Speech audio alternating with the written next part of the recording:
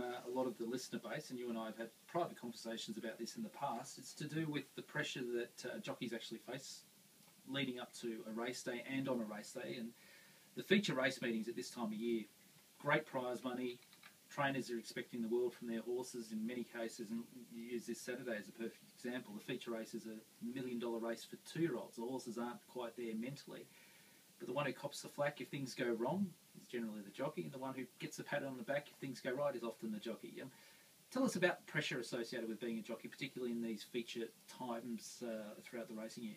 Well, obviously there's pressure every day, no matter where you are, whether you're at Kyneton, Bendigo, but you feel the pressure more on a Saturday, and especially looking at the previous Saturday just gone, you've got a crowd there of 27,000 plus, you've got 350,000 watching it on Channel 7, so it's a bigger audience, the stakes are bigger, and therefore you feel the pressure a bit more. And the pressure starts when the acceptances come out. You start analysing the races, doing your form, and working out what you want to do, and you've got to work out what barriers you're coming out of, what the horses around you are going to be doing, and obviously it all changes once those barriers open. But I was just walking out of the races on Saturday with Nick Hall, and he'd ridden a winner, I hadn't. However, I had 6 rides, and I was happy with the way I'd ridden my horses, and he was pleased with his day, and I mentioned to him it's a relief walking out of the races. You've lost a fair bit of weight to ride, and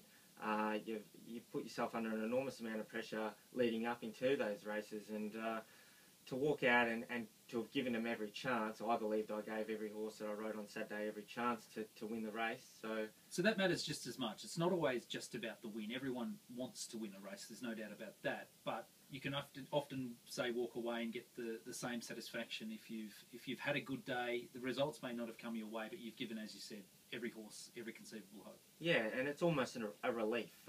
You can walk away, although, as I said, Nick had ridden a winner and he was wrapped, and I hadn't ridden a winner, but I was still pleased with my efforts. But there's those days where you walk out of the races and you've made the wrong move somewhere along the line. You've got a split second to make a decision, and the best make the wrong decisions at times, and you cop the flack for that. So